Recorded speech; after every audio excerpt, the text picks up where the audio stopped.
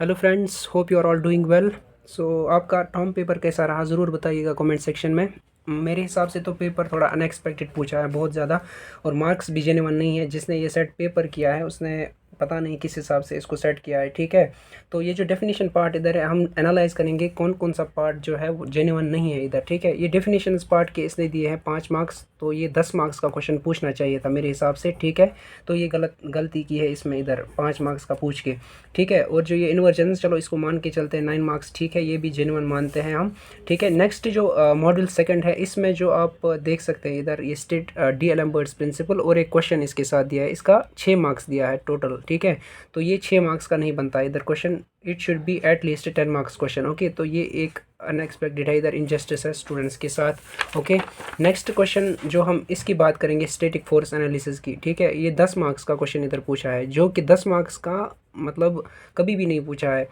ये 20 मार्क्स का तो पक्का होना ही चाहिए था, क्योंकि इसमें जो प्रोसीजर है उसमें जो टाइम लगता है ऑलमोस्ट स्टूडेंट को कभी कभार आधा घंटा लगता है, कभी कभार 45 मिनट्स लगते हैं इस क्वेश्चन को सॉल्व करने के लिए, जहाँ पर आपको वो two force member and torque like that you have to check over there, okay. तो इसके लिए तो 20 मार्क्स पक्के होने चाहिए थे, ठीक है। तो ये इधर 10 मार्क्स दे के बहुत इनजस्टिस हुआ है स्टूडेंट्स के साथ, ठीक है। ये तो मान के चलता हूँ मैं 10 मार्क्स ठीक है, क्योंकि इसमें थोड़े से फार्मूलाज यूज़ करके आप आराम से निकाल सकते हैं इसको, pressure, thrust, like that, okay.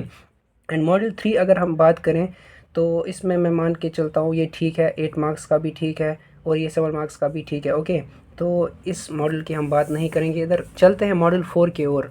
इसमें जो पार्ट है 3 पार्ट्स है, एक तो है reciprocating masses, rotating masses and governor part, okay.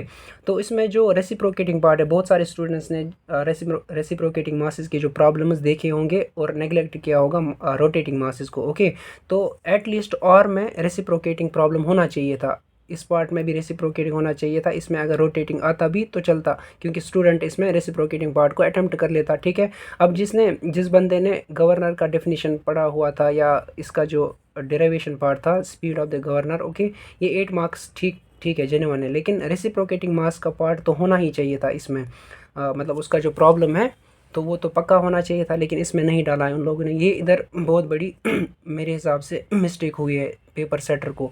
तो मेरे हिसाब से रेसिप्रोकेटिंग आना चाहिए था, तो ये इधर अनएक्सपेक्टेड आया है, ठीक है। और जो मॉड्यूल 5 है इसमें जो डेफिनेशंस पार्ट है ये तो ठीक है, और इसमें भी ये ठीक ठाक है। 4 मार्क्स का क्वेश्चन होना तो चाहिए था 10 मार्क्स का, क्योंकि डेरिवेशन पार्ट है इधर सिंपल पेंडुलम का। तो या 6 मार्क्स का होना चाहिए था, लेकिन 4 मार्क्स का पूछा है, ठीक है।